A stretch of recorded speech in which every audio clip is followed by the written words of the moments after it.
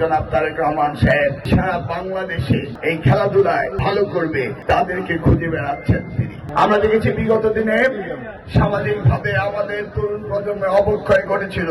আমরা চাই সারাটি বছর আমাদের সন্তানরা খেলাধুলা এবং লেখাপড়ায় ব্যস্ত থাকবে। আমাদের মাননীয় প্রধানমন্ত্রী সিলেট স্টেডিয়ামে এই অনুষ্ঠানটি উদ্বোধন করছেন, সেটা আমরা মিস করেছি।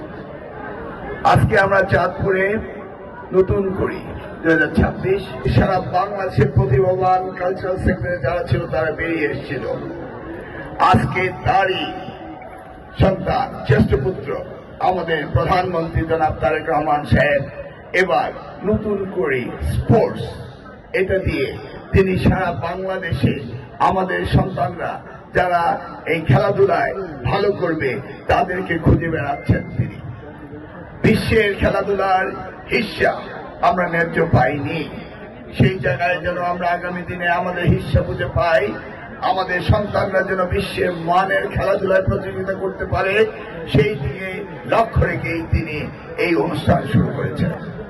আমরা দেখেছি বিগত দিনে সামাজিক ভাবে আমাদের তরুণ প্রজন্মের অবক্ষয় ঘটেছিল, তারা মাদক আসক্ত হয়েছিল। ফ্যাসিস্ট সরকার এই ব্যাপারে কোন রকম কার্যকরী সিদ্ধান্ত তারা নেয়নি।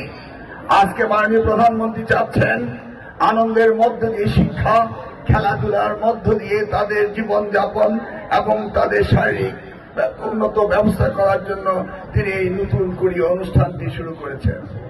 আমরা শিক্ষা মন্ত্রণালয় থেকে প্রাথমিক স্কুল থেকে মাধ্যমিক স্তর থেকে এবং বিশ্ববিদ্যালয় পর্যায়েও আমরা খেলাধুলার প্রতিযোগিতা শুরু করে দিয়েছি।